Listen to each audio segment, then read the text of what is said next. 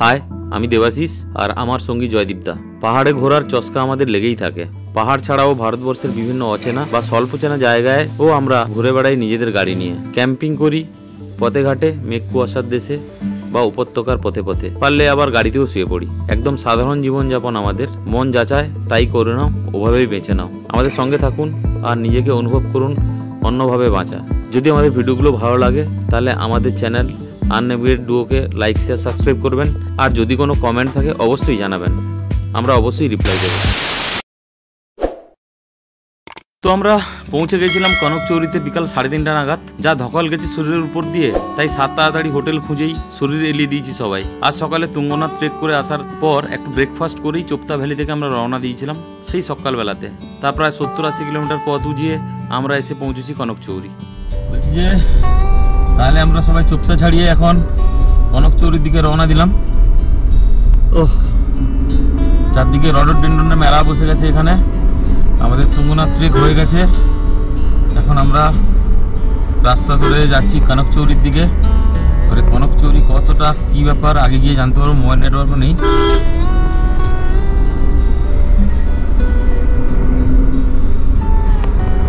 পুরো রডোডেন্ড্রনের মধ্যে দিয়ে যাচ্ছি, চারদিকে ওরি জঙ্গল। কি রূপ প্রকৃতির! গাছগুলো ঝুলে ঝুলে তোকায় তোকায়, আর গাছগুলো যথেষ্ট বড় সাইজের। এদিকটাতে পুরো ফুলে ভরে আছে পুরোটাই।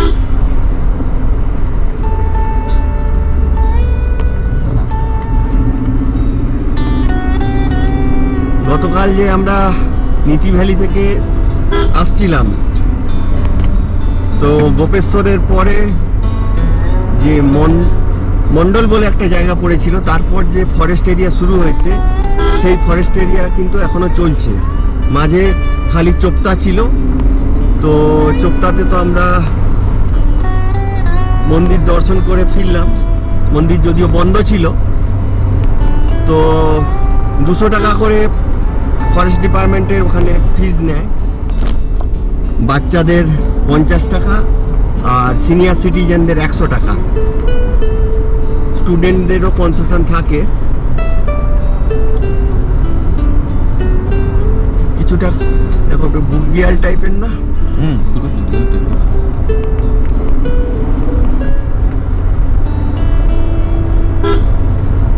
দারুণ রাস্তা। কিন্তু মানে এই টাইমে যে আমরা লাকিলি মানে যাচ্ছি, আর লোকাল একজনের সাথে কথা বলে জানতে পারলাম যে এবছর বরফ আগে পড়ার জন্য এই রডোডেন্ড্রন অনেক আগে চলে এসছে ফুল। নইলে আরেকটু পরের দিকে এপ্রিল মাসের দিকেই ফোটে আর কি।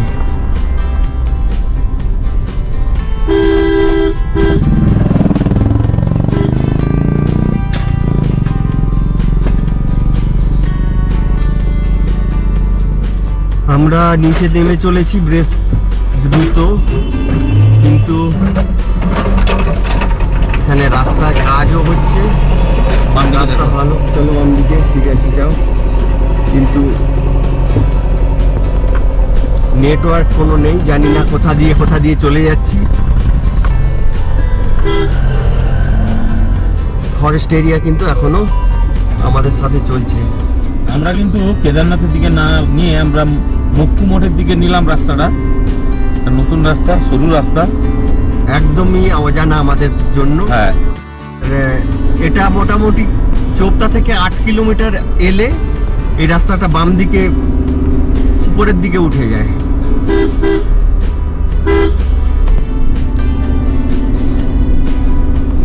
আর আমাদের নেটওয়ার্কও নেই।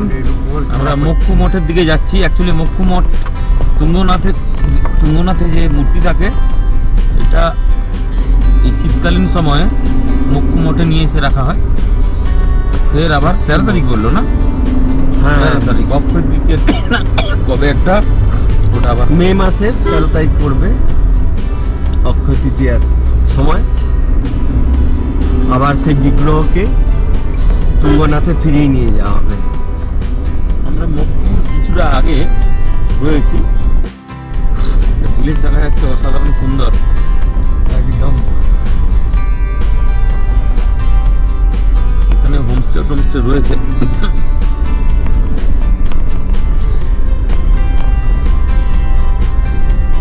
অনেক ঘর বাড়িও রয়েছে। তো আমাদের এখন কিছু লাঞ্চ খেতে হবে, খুঁজে বেড়াচ্ছি কিছু খাবার। কিন্তু এই শুনশান রাস্তাতে সেরকম কোনো খাওয়ার অপশন দেখতে পাচ্ছি না। যাই হোক, মুখমোড় তো পেরিয়ে গেলাম, খাওয়ার তো এখনো নেই কিছু না, কোনো দোকান সবারই গা হাত পা ব্যথা। সকালবেলা তুঙ্গনাথে থেকে ফিরে আবার চলেছি কনকচৌরির দিকে। আমরা অনেকটা নিচে নেমে এসেছি, পাহাড়ের ওই উঁচু রাস্তা দিয়ে আমরা ঘুরে ঘুরে নেমেছি। কিন্তু হ্যাঁ, একটা হলুদ ধরনের ফুল ফুটে আছে, আমাদের কারো খাওয়া হয়নি। অ্যাকচুয়ালি এই রাস্তা এত বেশি অফবিট টাইপের রাস্তা, গাড়ি ঘোড়াও নেই, খাবার দাবার কোথাও নেই, ছোটো ছোটো দোকান নেই, ছোটো ছোটো যে জনপদগুলো আসছে, তো খাওয়া দাওয়া কিছুই ওই যা সঙ্গে ছিল সেগুলোই খেয়েছি। ভাই ওয়েদার কিন্তু গরম লাগছে, কিন্তু দাদা অনেকটা নিচে নেমে যেতে গরম লাগছে, শুধু টি শার্ট পরে আছি। আমাদের নেমে যেতে হবে। এটা কোথায় যাচ্ছে? না, বেরিয়ে যাবে 9 সোজা কিলোমিটার, তাহলে আমরা সোজা যাবো, তাই তো? জিজ্ঞেস করে না একবার। এখন আমরা ভিরি গ্রামের মধ্যে দিয়ে চলেছি। হালদারি ইন্টার কলেজও রয়েছে এখানে।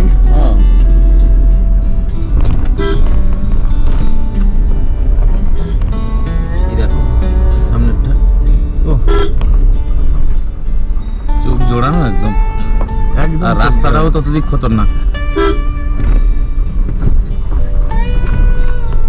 এইরকম সবুজ ক্ষেত, তার সাথে এরকম চারটান পাহাড়। উত্তরাখণ্ডের একদম প্রত্যন্ত গ্রাম পঞ্চায়েত এলাকা দিয়ে যাচ্ছি আমরা এখন। তাহলে আমরা ওই প্রাকৃতিক সৌন্দর্যে ভরা রাস্তাটা ছেড়ে দিয়ে এবার এনএইচে উঠছি। এনএইচে কিছুটা যাব, রুদ্রপ্রয়াগের আগে আবার কিন্তু আমরা আবার ছোট রাস্তা নিয়ে নেবো, বুঝলে? তাহলে আমরা সোজা যাবো তো? সোজা। বাহ, কি সুন্দর জায়গাটা। একটা ছোট্ট ব্রিজ পেয়ে এলাম, কিন্তু আমাদের বাঁ দিকে কিন্তু আমাদের সাথে সাথে আছে মন্দাকিনী রিভার। আচ্ছা, এবারে কি কি রিভার পেয়েছো একটু শোনাও দেখি দাদা, মোটামুটি যেগুলো মনে আছে। রিভার তো তুমি অলকানন্দার সাথে যতগুলো সঙ্গম আছে প্রত্যেকটাতে একটা একটা নাম আছে। হ্যাঁ, ধৌলিগঙ্গা। তারপরে যখন আমরা রামনগর থেকে ঢুকেছিলাম সেখানে তুমি প্রথমে কোশি নদী পেয়েছিলে। এইটাই হলো ভিরিতে দাঁড়িয়ে আমরা মাছ ভাত, এখানকার লোকাল মাছের ঝোল, ভাত আর কুমড়োর একটা তরকারি টাইপের খেয়ে দিয়ে নিয়ে আমরা কনকচৌরির উদ্দেশ্যে এবারে শুরু করেছি যাত্রা। এখান থেকে বাঁশওয়াড়া থেকে আমরা বাম দিকে ঢুকলাম। এখান থেকে 39 কিলোমিটার দেখাচ্ছি। ঢোকার মুখটা তো খুবই সরু, এবার দেখা যাক, কিন্তু চড়ায় উঠতে হবে। এয়ারপিন বেন্ড রয়েছে, রাস্তাও ন্যারো। এটা ছিল এসএইচ, ছোট রাস্তা। এটা এসএইচ 46।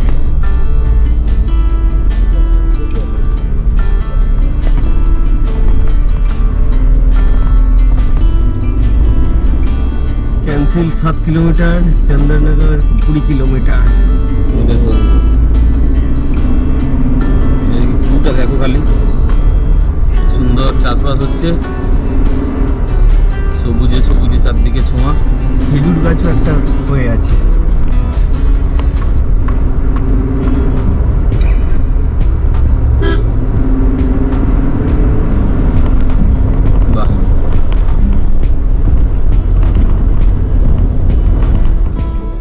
কত শত গ্রাম পেরিয়ে যাচ্ছি, এক অদ্ভুত ভালো লাগা কাজ করছে শরীর জুড়ে, মন জুড়ে।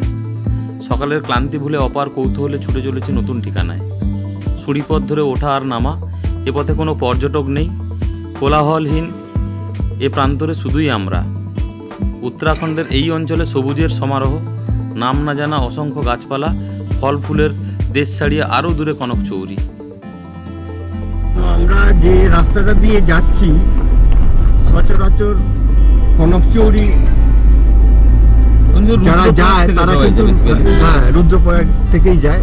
তো এটা খুব পপুলার রুট নয়, কিন্তু অফবিট রাস্তা, প্লাস রাস্তাটা এখানে কিন্তু অতটা স্মুথ নয়, জায়গায় জায়গায় গর্ত রয়েছে, অতটা মেনটেন নয়, লাগিয়ে কমলা লেবুও হয়ে রয়েছে। তো আমরা পৌঁছে গেলাম ঘনজ বলে একটা গ্রাম।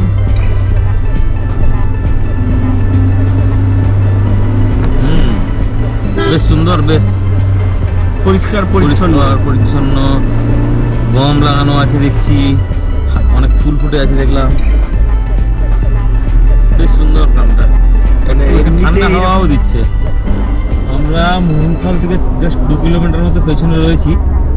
এইখান থেকে আমরা কিন্তু ডান দিকে নিয়ে নেবো কনকচৌরির জন্য, মানে মোহনখালের ঠিক একটু আগেই কনকচৌরি গ্রামে।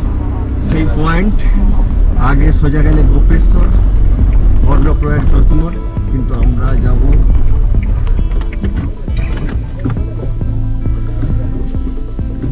কনকচৌরির দিকে। কনকচৌরি এখান থেকে 7 কিলোমিটার। তাহলে মোহনখালের পরে কিন্তু রাস্তাটা একটু ভালোই দেখছি। হ্যাঁ, এটা অন্য একটা রাস্তা ধরে নিয়েছি আমরা কনকচৌরি যাওয়ার জন্য। তো এটা